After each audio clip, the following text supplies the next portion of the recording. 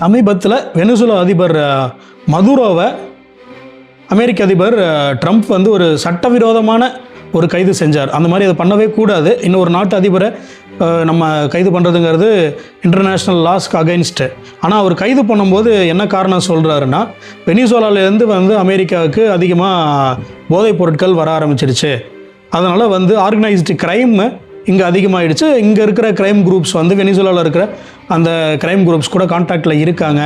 எங்கள் நாட்டுடைய உள்நாட்டு பாதுகாப்புக்கு இது பெரிய அச்சுறுத்தலாக இருக்குது அப்படின்னு சொல்லி நாங்கள் நிறைய தடவை வெனிசுலா அரசுக்கு இதை தெரியப்படுத்தினோம். அவங்க ஆனால் எந்த நடவடிக்கையும் எடுக்கலை அப்படின்னு சொல்லி ஒரு கதையை சொல்லி அவருடைய இந்த கைதை நியாயப்படுத்துகிறார் ட்ரம்ப்.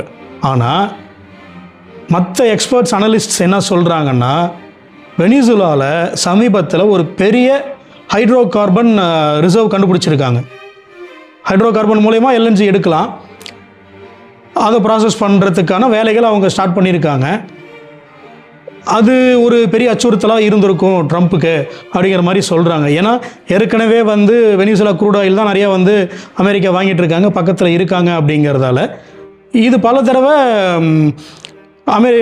அமெரிக்க அதிபர் ட்ரம்ப்பு கிட்ட பத்திரிகையாளர்கள் கேட்கும்போது, வெனிசுலாவில் ஆயில் இருக்குது, அதை நீங்கள் வாங்கிட்டு இருக்கீங்க, அது ஃப்யூச்சரில் எப்படி இருக்கும் அந்த ட்ரேட் அப்படிங்கிற மாதிரி கேட்கும்போது அதுக்கு அவர் என்ன சொல்கிறாரு, America is very interested in Venezuela oil அப்படிங்கிற மாதிரி ஒரு பொடி வச்சே தான் பேசியிருக்காரு.